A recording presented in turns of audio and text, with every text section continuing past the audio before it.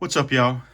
Welcome to my underground bunker. So tonight, I want to start a little series on these AR-9 builds uh, and how they can really put you in a different direction and man, really frustrate you.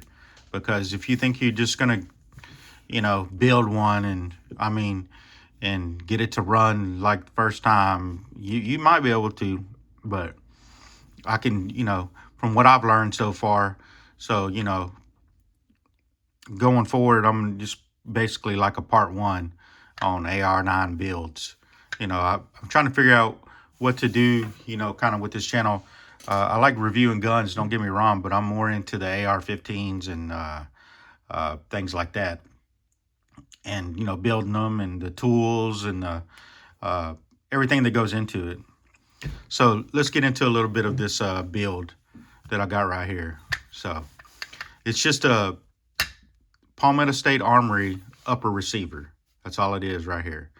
It's a Palmetto State Armory Gen 4 bolt, 9 bolt. It's probably an older one too. Uh, I think they've got updated ones now. I bought this off of somebody. So, I did pretty good on the bolt, and it had a different, I bought the whole upper, but I did something different. I didn't get all this. This is different. I built this myself. So here's the bolt. You see how bolts are different. It's got a gas key on it, but it's not like a regular gas key, because it just rides in your upper. And then see, they're not staked or anything like. I've seen them where they're staked, and I guess that's a good thing, so they don't back out. But it's not going to affect the gas, but it will. If it comes loose, it's going to affect other things. But I've got some better. Now that I think about it, I don't even know why I didn't do that. I'll get some better screws, some oxhead screws I might put in there and then stake it myself. But damn, I'm glad these are the YSF. If you ever see, I don't really care for YSF screws. You get the grade 8 screws or the oxhead screws. But I know on this is probably not too important or whatever, but it is important to me. It probably is to y'all when you start building and you get into I'm kind of a technical nerd when it comes to building ARs and things like that. I want it to run good, but when you're building an AR, you can't just build it and like you'll hear people say it's Legos for big boys. Yeah, but if you don't have the right tools and do the right things, you're going to frustrate yourself because you might clock a barrel, you might get the feed ramps are messed up in there, the upper don't match with the barrel. There's a lot of things to take in consideration. Anybody can build one, but when you start to go shooting it, you'll find out real fast. You got to tune it just right. They come from the factory, Geisley and BCM and all them. They do it for a living. That's how they make their money. And they do it right because they don't want you calling them back to complain. So that's the bolt.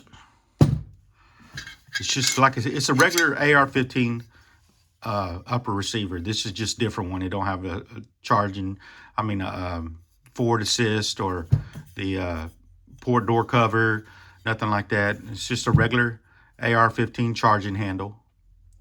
This is one from Strike Industries, just one I had.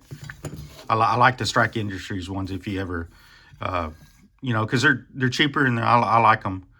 And you see, it's got the lug right there for your bolt, but of course these don't have that on there. I polished my barrel, but there's let's see if you can see it. It's 9mm. This is a little better cone, and maybe I'll go into that in different videos on another barrel that I have. A handguard, you could use this handguard for anything. It's this little 4-inch handguard. This is a 5.5-inch barrel that I got from Primary Arms. Expo Arms is supposed to be their brand, and this is just a regular half. This is a half by 36, and I'll go into that in a different video and why that's important and why you should probably stay away from that. They say it's to help so you don't get it mixed up with other, half by 28 threads or 5/8 by 28 threads. So, but I would, there's so much more options out there with half by 28 than half by 36. And I wish if you're watching this primary arms, these barrels just go to half by 28 or 5/8.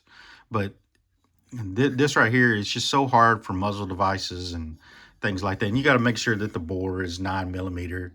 That's what they're concerned about, that you're going to put a half by 28 on there. But at that point you should know better. And if you don't, I promise you, you will find out when you go to the range. So, and like this little handguard is from Expo Arms. It's just a little free float handguard, 4.4 inches, I think, something like that, or 4 inches. And then the BCM has got a BCM. The M-LOK spots are not too big on this. So, you only got that. That's it in your hand right there. And barrel length on 9 millimeter. Man, I think when you get above 5 inches, yeah, you're gonna get more velocity. But what? I mean, what are you building this for? Are you building it for competition? Are you building it for home defense? Are you building it for a backpack gun? What are you building it for? Me personally, I want a backpack gun. And so you got to think a 5-inch barrel is basically like a 5-inch, well, a Glock 19 is what I think it's almost 4 inches. And then a 17 or, whatever, 1911 is 5 inches. You can build these in 45 and 40. And I'm going to go into a different video about the lowers, man, and the mag adapters. You can buy dedicated magazines, just that'll, they look better. They go into your lower to make it 9 millimeter. Just the magazine by Mean Arms, and it's called an Endo Mag, and they got an Exo Mag. I bought the Exo Mag, and I tried that out, and I'll go into that in a different video about the Exo Mag. And what I've come to find out with these mag adapters and things like that, there's another guy out there that I watch, Blowback 9. He's real good, man. If y'all can, go check him out over there, because he goes into detail. He's got frames per second on bolt bounce and all that, and and your buffer tube. There's a lot of the considerations you have to take into effect when you start building a 9 millimeter. Buffer systems, things like that, because a majority of this isn't roller blowback. This is just straight blowback, and the bolt. I don't. It is heavier. Yeah, it's heavier. And it has that weight back there because, mass is your friend when it comes to 9 millimeter. But he goes in depth about the bolt cuts on your bolt, the bolt face, where there has the lug, the extractor, what kind of extractor it has. You got different ones for that are, you can use in auto sears, if you got a full auto lower.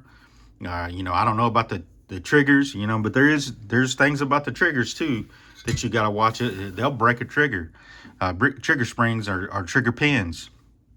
You got to watch out. Can't just put any old trigger in there. You want to put that expensive ass Geisley in there, and then you screw up a $300 trigger. I'm telling you, it will happen. And if you have any experience like that out there, leave it in the comments below. Because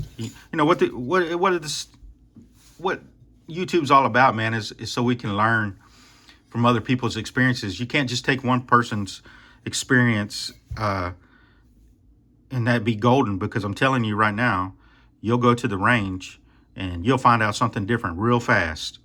And if you shoot a lot, you might go to the range, shoot 50 rounds and not one jam. And you're like, oh yeah, that's good. I promise you, go to the range again and you get a jam, and then boy, you're going down a rabbit hole trying to figure out what caused it. What can I do? Because you don't want your home defense gun or your backpack gun or your self-defense gun, whatever you're using it for, truck gun. I hate that term. to jam on you when you need it or protect your family or whatever. But AR-9s are awesome to shoot. I love it. I love the AR platform. And I know there's other CZ Scorpions, there's MP5s. I get it. But to me, I love the AR controls, the way it looks, just everything about it. And so that's why I go the AR-9 way. And a lot of people will tell you, don't go the AR-9 way. But you can make them run reliably. And you can buy them, an upper, and make it run reliably. Or you can buy a whole gun and it probably will. I'm not saying it. Foxtrot Mike makes some. Amstat Arms, Stern Defense. There's a lot of people, and you can watch some burn down videos with one of their Glock adapters, and that's what I have. And I'll go into that in a different video, why I like it so much. And there's a reason Glock magazines are so sought after when other companies are trying to make guns around that platform, because you have to take into consideration that the magazine is probably the heart of a gun. If you don't have a good mag spring, stuff like that, you're going to have a lot of jams. Now, I'm not saying that the lockup and the barrel and all that don't matter, but if all that was working great and you have a shitty ass magazine design or whatever, I promise you will hate life. And you will be trying to figure shit out, and it'll all come down to the magazine the whole time, and you will be so frustrated. And Glock magazines are very reliable. I mean, they just are. The Magpul magazines, they're reliable, but I have had problems with them. I have had a problem with the Glock magazine before, but it's very rare. Shooting my Glocks and stuff like that. Glock's changing everything up, with their guns, but I guarantee you they ain't gonna change the magazines, because there's a reason why. They're coming out with that new Glock V. A lot of people are upset about that, and I'm like, yeah, I get it, but it'd be cool just to see another gun, really. If it's just maybe they change it up. If they just make it the same old looking Glock with the with just different trigger system, man, why? Make it look a little bit different. Put some different slide cuts in it, something. It can still be the same old Glock, but just make it a little bit different or something. I love Glocks, and there's no doubt about that. I like MMPs too. SIGs, 320s, they're okay. I'm not dogging them because of the whole trigger thing, but I just don't really care for them. I don't like the bore access and stuff like that. On the 320, 365, love it. Awesome gun. And the 226s, awesome gun. I don't like the bore access on those either. But, so, kind of rambling here. But like I said, this is going to be like part 1 of AR-9. So I'm just showing you kind of the build that I have. And what I'm going to do, I'll give you reports. Right now, I put this build right here. I think 320 rounds. I got it wrote down somewhere. Of my reloads, 125 grain Acme bullets. See if I got one. No, I don't have one. Acme bullets and 147 grain Acme bullets that I reload, and that the 147 are flat nose, and the 125 are round nose. So it'll run the flat nose too in this. But I tried it in another barrel, and boy, I had problems. So, and I'll show y'all that barrel in another video. But and I'll show you disassembly of the bolts.